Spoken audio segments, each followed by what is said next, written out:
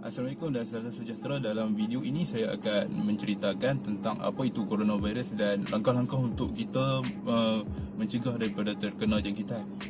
Sehingga kini kita dapat lihat bahawa kes ni agak serius di mana Malaysia memerlukan perintah kawalan pergerakan untuk memantau pergerakan kesemua penduduk rakyat Malaysia.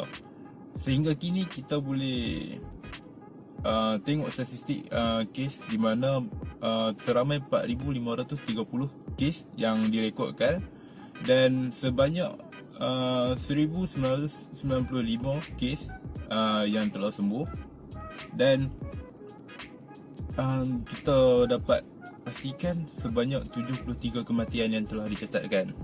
Apa itu coronavirus? Coronavirus ini ialah penyakit yang ada di kalangan haiwan, mamalia, dan ia mampu untuk menjangkiti manusia. Antara gejala-gejala yang boleh kita kena pasti ialah seseorang itu akan demam yang berpanjangan, iaitu suhu badannya melebihi 38 darjah Celsius daripada demam biasa yang kita boleh dapat lihat. Demam biasa hanya merekodkan suhu di bawah 37 darjah Celsius.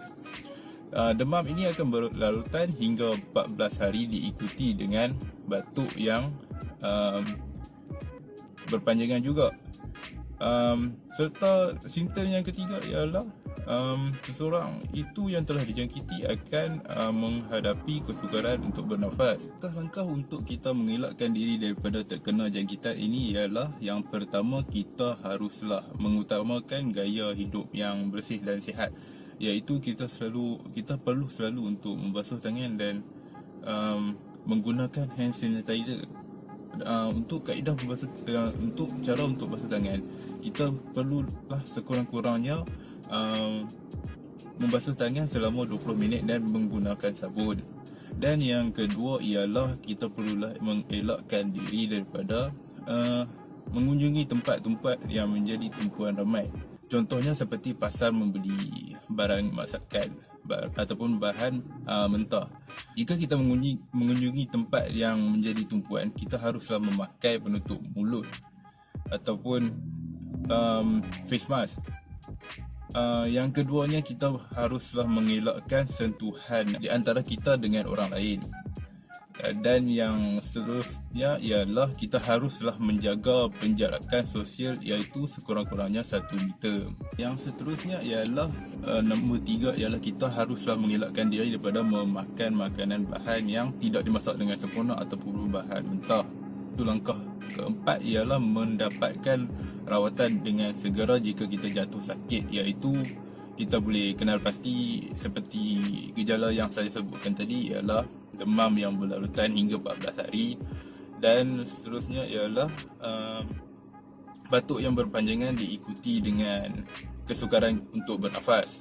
Untuk konklusi video ini, apa yang dapat saya katakan ialah kita haruslah memainkan peranan sebagai rakyat Malaysia untuk mencegah kes ini. Seperti kita haruslah mengamalkan langkah-langkah pencegahan, dan kita haruslah mematuhi perintah kawalan pergerakan PKP, iaitu kita haruslah sentiasa berada di rumah untuk memastikan penyebaran wabak ini dapat dihentikan. #kita jaga kita, dan selalulah berada di rumah dan melakukan aktiviti yang bermanfaat. Sekian, terima kasih.